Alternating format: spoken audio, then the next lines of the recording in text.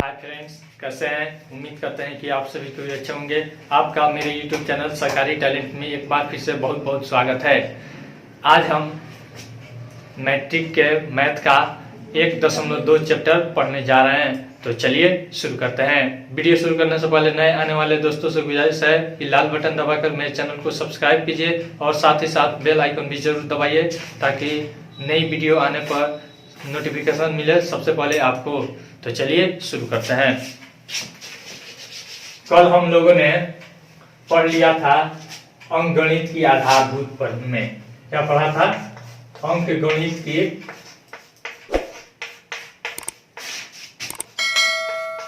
आधारभूत पद में।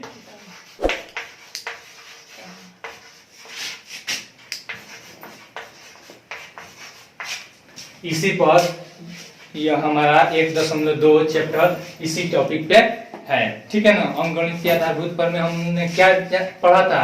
हमने पढ़ा था कि किसी भी भाज्य संख्या को एक अभाज्य संख्या के गुणनफल के रूप में लिखा जा सकता है, जो कि क्या होता है? एक अद्वितीय होता है। क्या होता है? एक अद्वितीय होता है। तो अब देखिए हम इसके बारे में पढ़ेंगे। उसके बाद इसमें एक और चीज है कि अगर मान लीजिए कोई भी दो संख्याएं है, एक संख्या ए है, कोई संख्या ए और बी। क्या है? ए और बी कोई दो संख्या है। क्या है? कोई दो संख्या है। क्या है? कोई दो संख्या है। तो इसके लिए क्या होता है? HCF ए कॉमा बी और फिर गुना LCM लोएस्ट कॉमन मल्टीपल, यानी कि लॉसा इसको बोलते हैं। LCM A comma B is equal to होता है ए गुना बी। यानी कि इसको हम पहले 5वीं और 6ठी क्लास में हम लोग पढ़ चुके हैं कि दो संख्याओं का गुणनफल बराबर लॉसा गुना मौसा। इस तरह से पढ़े हैं कि नहीं? पढ़े हैं कि नहीं? या फिर ऐसे भी पढ़े हैं पहली गुना दूसरी संख्या बराबर लॉसा गुना मौसा। इस तरह से पढ़े हैं। वही चीज यहाँ पे इस हमारे मैट्रिक के किताबों में दिया हुआ है, ठीक है।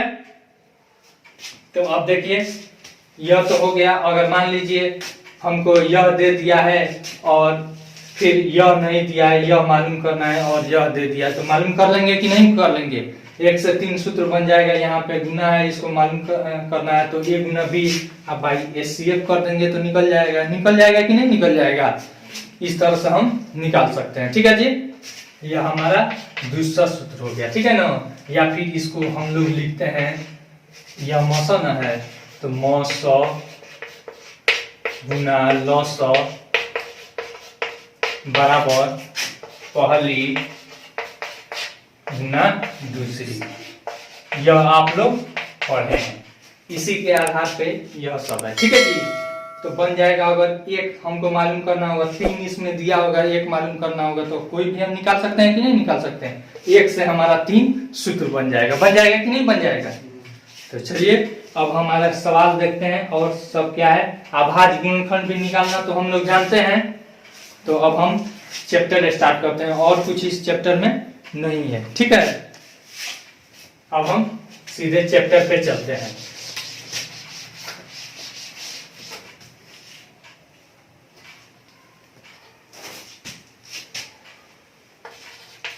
एक्सरसाइज 1.2। पहला सवाल क्या है? निम्नलिखित संख्याओं का अभाज्य गुणनफलों गुणनफल के रूप में व्यक्त कीजिए। अभाज्य गुणनफल के गुणनफल के रूप में व्यक्त करना है। तो पहला है 140। क्या है? 140। यह क्या है? एक भाज्य संख्या। क्या है? एक भाज्य संख्या है, ठीक है ना। तो अब इसको अभाज्य गुणनफल के गुणनफल के रूप में हमें व्यक्त करना है। तो हम सबसे पहले इसका अभाज्य गुणनफल निकालेंगे। ऐसे निकालते हैं। यह हम लोग पहले पढ़े हुए हैं, अभी भी देख लेते हैं। सबसे पहले 2 से इसमें भाग करेंगे, 70 मर्त में जाएगा, फिर 2 से जाएगा 35 मर्त में जाएगा, और फिर यहाँ पे 5 से जाएगा। नहीं, 5 अभाज्य संख्या है, 5 सते 35, यानी कि 140 बराबर 2 गुना 5 गुना 7। अब इसको अगर एक एक ही तरह का 2 संख्या 3 संख्या जितना भी होगा उसे पावर के रूप में हम व्यक्त कर देंगे। 2 का पावर 2 दो बार है, गुना 5 गुना 7। ठीक है जी, यही हो गया आंसर। इस तरह से और सब हम व्यक्त कर लेंगे, कोई दिक्कत है नहीं। फिर उसके बाद है दूसरा सवाल, पूर्णांकों के निम्नलिखित युग्मों के एचसीएफ और एलसीएम ज्ञात कीजिए तथा इसकी जांच कीजिए कि दो संख्याओं का गुणनफल बराबर एचसीएफ गुना एलसीएम होता है। ठीक है ना। तो चलिए हम दूसरा सवाल देखते हैं। इसको अगला बना लीजिएगा और जो प्रॉब्लम होगा आप लोग कमेंट करके पूछ सकते हैं।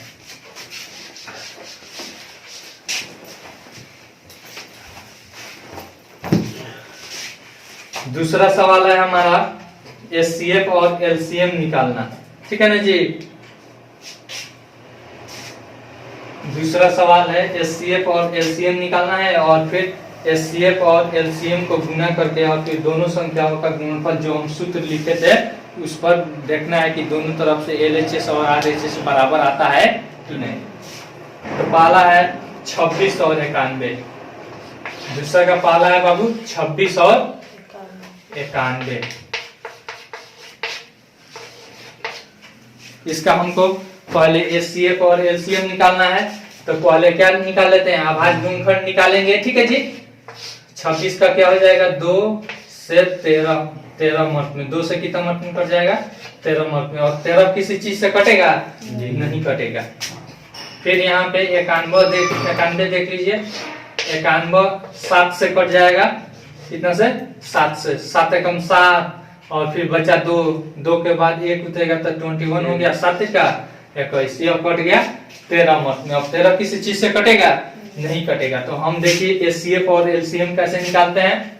यहाँ पे 26 हो जाएगा बराबर कितना हो जाएगा, 26 बराबर 2 गुना 13। यहाँ पे 91 है, 91 में है 7 गुना 13। ठीक है। अब इसमें जो चीज भी कॉमन रहता है उसको घेर देते हैं। ठीक है जी। और इसमें कुछ कॉमन है तो है नहीं है, इसमें और कॉमन नहीं है। जो कॉमन रहेगा वो एचसीएफ हो जाएगा। जो कॉमन रहेगा, अगर मान लीजिए 2 3 रहेगा गुना के रूप में तो उसको गुना करके हम उसका एचसीएफ निकाल लेंगे नहीं। तो अब देखिए यहाँ पे एचसीएफ बराबर क्या हो जाएगा, केवल 13 हो जाएगा। ठीक है। और एलसीएम बराबर देखिए, एलसीएम में समझ लीजिए, एलसीएम बराबर हम निकालेंगे जो चीज कॉमन है उसको एक बार लिखेंगे और जो 13 गुना, और जो कॉमन नहीं है उसको सिंपल पूरा लिखेंगे। ठीक है ना। उसको सिंपल पूरा लिखेंगे। 13 गुना 2 गुना 7। ठीक है। अब इसको गुना कर लेते हैं। 13 गुना 26 और 26 गुना 7 करेंगे। देखिए तो कितना आ रहा है, 26 गुना 7 गुना कीजिए तो 6 7 42 के 2 हाथ में है 4 और 7 दूनी 14 4 18। ठीक है। 7 6 42 और 7 दूनी 14 4 18। ठीक है। 182 आ रहा है। ठीक है नहीं, ठीक है ना। चलिए इस तरह से हमारा एचसीएफ और एलसीएम हम निकाल लिए। अब हमको क्या जांच करने के लिए कह रहा है, जांच करने के लिए दे रहा है कि ए गुना बी बराबर HCF HCF plus LCM HCF A B गुना एलसीएम ए बी। नहीं, यही ना दे रहा है, यानी कि पहला गुना दूसरी संख्या बराबर मौसा गुना लौसा, इसको हमको सिद्ध करके दिखाना है। तो हमारा ए का कितना वैल्यू है बाबू, 26 है। क्या है, 26 गुना 91 करेंगे। फिर बराबर यहाँ पे एचसीएफ है और एलसीएम है। एचसीएफ हमारा कितना आया है, 13। फिर गुना 182। थोड़ा गुना कीजिए लोग तो कितना आ रहा है, इसको हम गुना कर रहे हैं और इसको आप लोग गुना कीजिए तो कितना आ रहा है,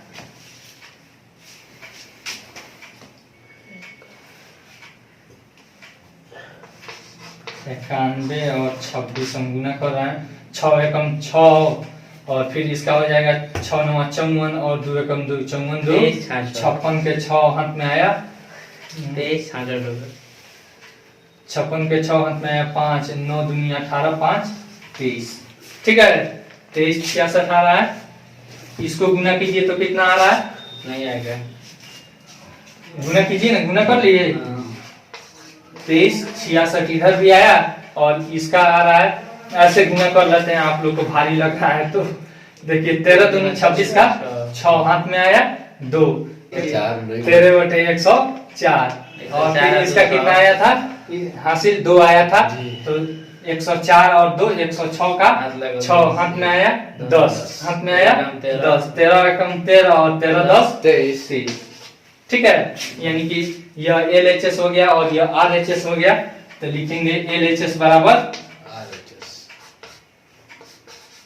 RHS, ठीक है।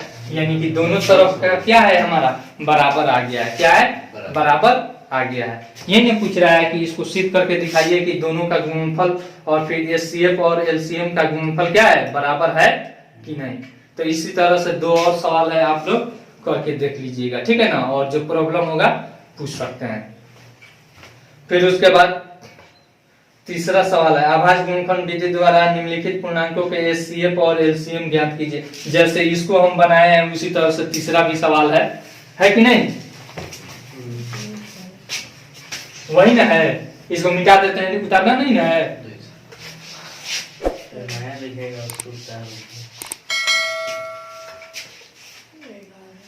फिर तीसरा सवाल क्या है, तीसरा सवाल है 12 15 और 21, नहीं इसका HCF और LCM निकालना है, 12 15 और 21, ठीक है, इसी का ना हमको निकालना है बाबू। तो सबसे पहले 12 का आप लोग का भाज्य गुणनफल इधर रफ में कहीं निकाल लीजिएगा, 2 छक 12 और फिर 2 3 6, 12 बराबर कितना हो जाएगा 2 गुना 2 गुना 3।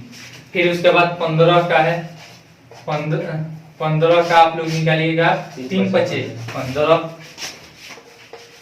15 बराबर यहाँ पे लिख लीजिएगा 5 गुना 3, ठीक है। फिर उसके बाद क्या है 21 का 3 7 21 यानी कि 7 गुना 3, ठीक है जी। अब देखिए हमको HCF और LCM निकालना है, हमको क्या करना है HCF और LCM निकालना है। तो HCF बराबर तीनों में जो कॉमन होगा, जो तीनों में कॉमन होगा उसको हम मिला देंगे, अगर 2 में भी कुछ कॉमन होता है तो उसको भी मिला देंगे, लेकिन HCF में नहीं लिखेंगे। HCF में केवल किसको लिखेंगे जो तीनों में कॉमन होगा। तो हमारा 3 कॉमन है तो हमारा 3 हो गया HCF।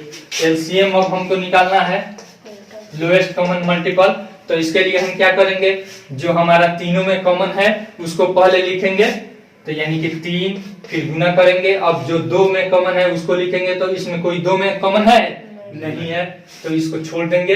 फिर सिंपल अलग अलग लिखेंगे, यहाँ पे क्या है 2 है, 2 गुना फिर 5 गुना फिर 7, ठीक है, यही ना होगा। अब देखिए इसको गुना कीजिए, 7 5 35 दूनी 70, 70 दूनी 140 और 140 दिया 480 420 न 420, ठीक है। हमारा HCF और LCM निकल गया कि नहीं निकल गया बाबू?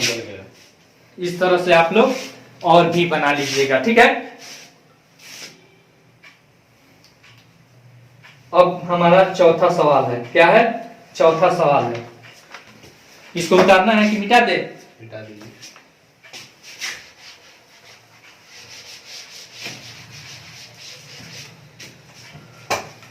कितना बता दिए? 3 बता दिए। अब चौथा सवाल है, चौथा सवाल क्या कह रहा है? HCF इतना बराबर 9 दिया है, उसके बाद LCM इतना गया, LCM इतना ज्ञात कीजिए, नहीं उसके बाद यहाँ पे देखिए क्या दिया है,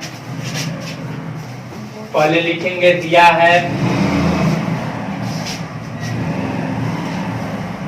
HCF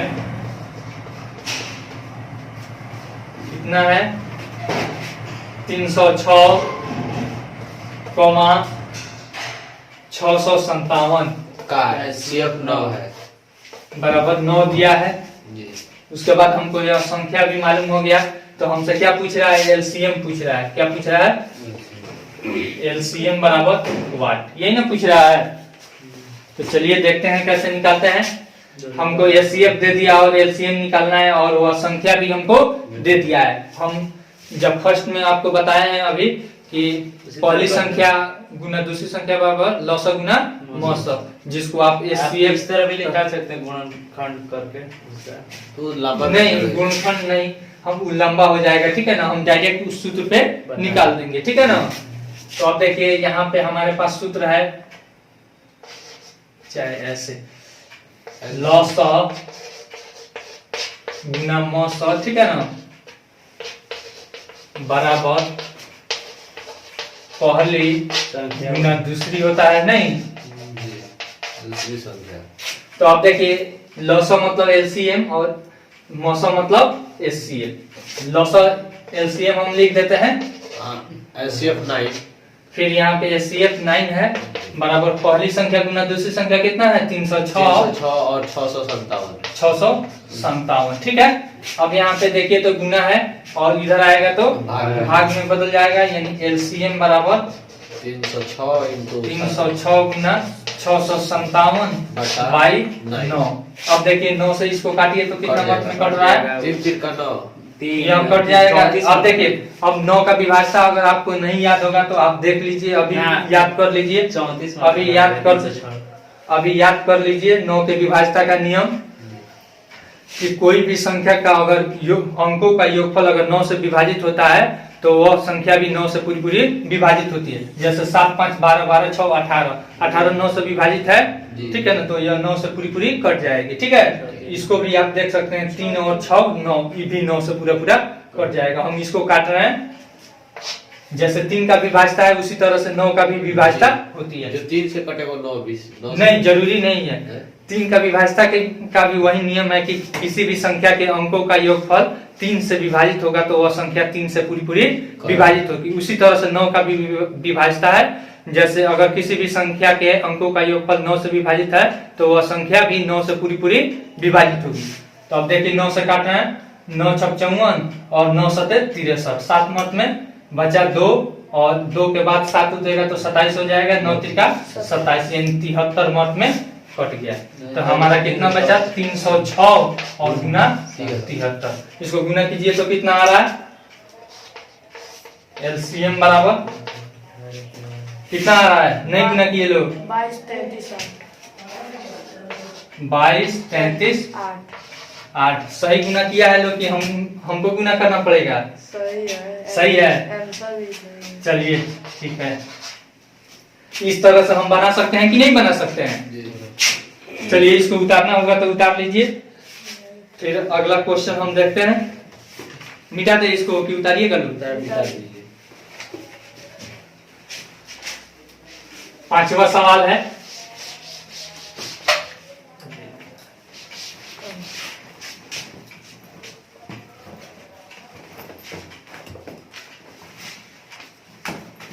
पांचवा सवाल कह रहा है कि जांच कीजिए किसी प्राकृत संख्या n के लिए संख्या 6 के पावर n अंक पर समाप्त हो सकती है।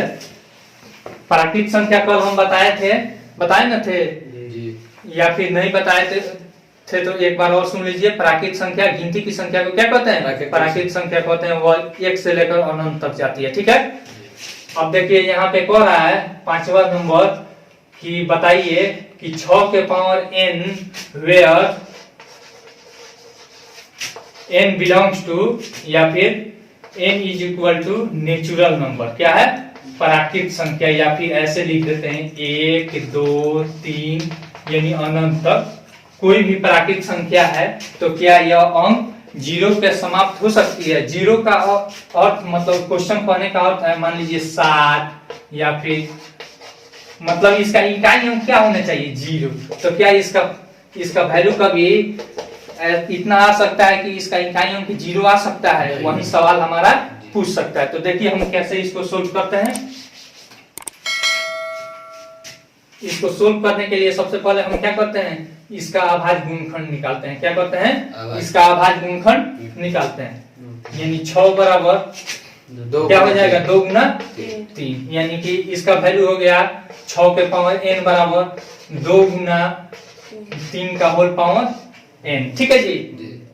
तो यह तभी 0 पे खत्म हो सकती है जब 2 के पावर m गुना 5 के पावर n के रूप का होना चाहिए। ठीक है। तो अब यहाँ पे देखिए तो क्या है, 2 तो है लेकिन 3 है, 5 इसमें है नहीं है, लेकिन इसमें अगर 5 रहता तो यह 0 पर खत्म हो सकता है, यह 0 पर खत्म हो सकता है। ठीक है जी।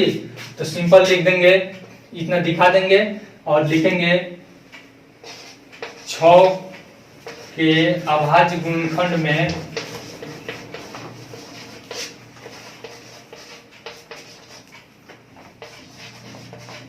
6 के अभाज्य गुणनखंड में 2 है लेकिन 5 नहीं है, अतः 6 के पावर n अंक 0 पर, चाहे 0 लिख देते हैं, 0 पर समाप्त नहीं होगी, समाप्त नहीं हो सकती है। ठीक है जी। कोई दिक्कत यहाँ तो नहीं सर। कोई भी दे देगा तो आप निकाल सकते हैं। ठीक है ना। या फिर आप देख लीजिए 2 गुना 6 गुना 5 अगर दे दे और इसका पावर n दे दे और आपसे कोई पूछे ये बताइए तो यह 0 पर समाप्त हो सकती है कि हो नहीं? सकता है। तो हो जाएगी। 0 और 5 जैसे आप मान लीजिए इसको गुना कीजिए, 2 छक 12 पचे 60 और 60 का पावर कितना रखिए, 2 रखिए, 1 रखिए, 3 रखिए, नहीं 0 आएगा, अंत में क्या आ जाएगा? 0 आ जाएगा। ठीक है ना। तो सिंपली इसका क्या करते हैं, हम अभाज्य गुणनखंड निकालते हैं और हम बता सकते हैं अभाज्य गुणनखंड निकाल कर, अगर 2 के पावर n गुना 5 के पावर n के रूप का रहेगा तो वह 0 पर अंत हो जाएगी उसके, और नहीं रहेगी उस फॉर्म में तो वह 0 पर समाप्त नहीं होगी। चलिए यहाँ तक समझ में आया ना। इसको मिटा दे।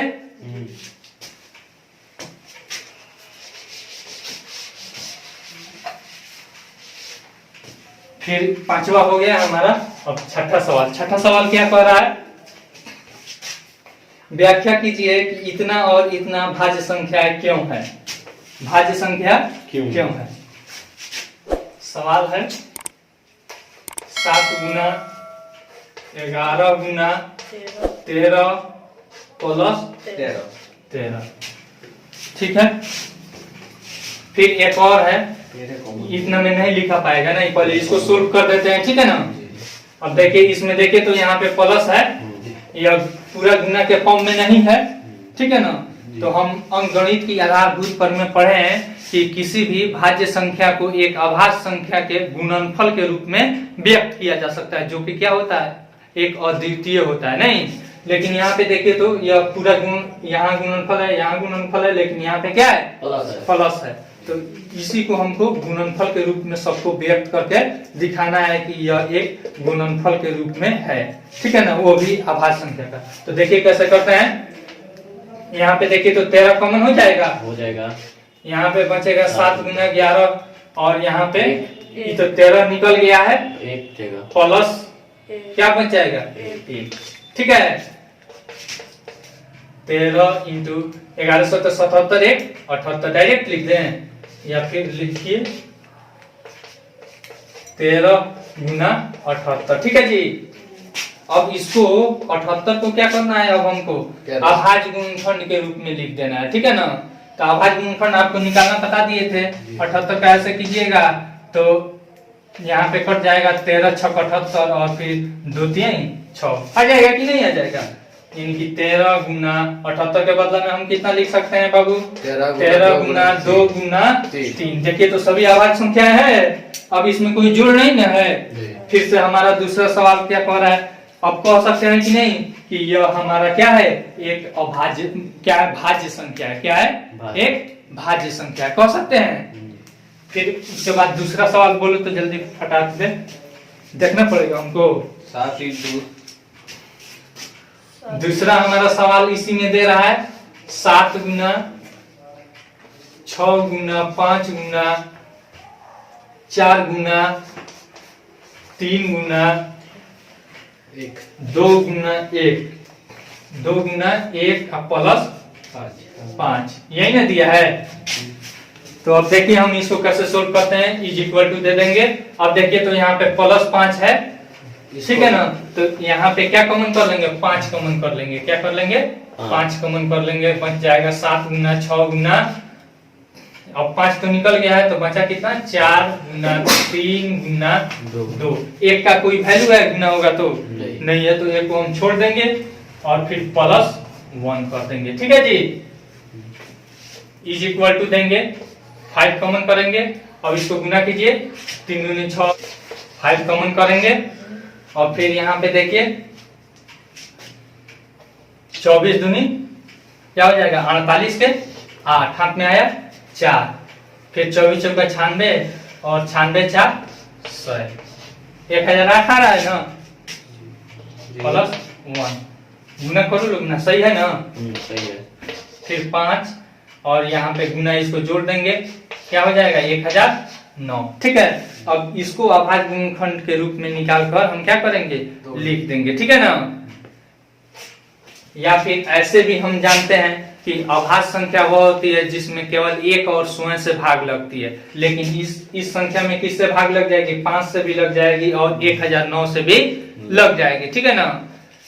अब देखिए इसको गुणनफल के रूप में हमने व्यक्त कर दिया और तब क्या हो गया, अतः यह क्या है, भाज्य संख्या है। क्या है, अतः यह भाज्य संख्या है। लिख देंगे, अतः ये दोनों क्या है, भाज्य संख्याएं हैं।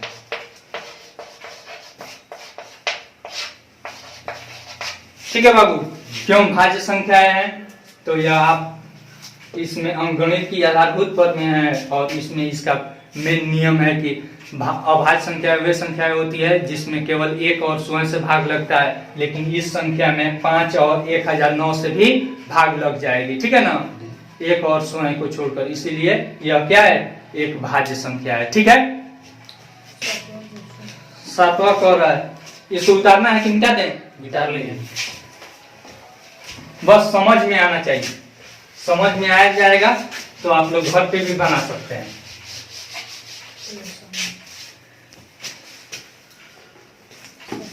फिर 7वां देखिए तो 7वां क्या कह रहा है, किसी खेल के मैदान के चारों ओर एक वृत्ताकार पथ है। इस मैदान का एक चक्कर लगाने में सोनिया को 18 मिनट लगते हैं, जबकि इसी मैदान का चक्कर लगाने में रवि को 12 मिनट लगते हैं। मान लीजिए वे दोनों एक ही स्थान और एक ही समय पर चलना प्रारंभ करके एक ही दिशा में चलते हैं। कितने समय बाद वे पुनः प्रारंभिक स्थान पे मिलेंगे। तो देखिए कितना आसान है।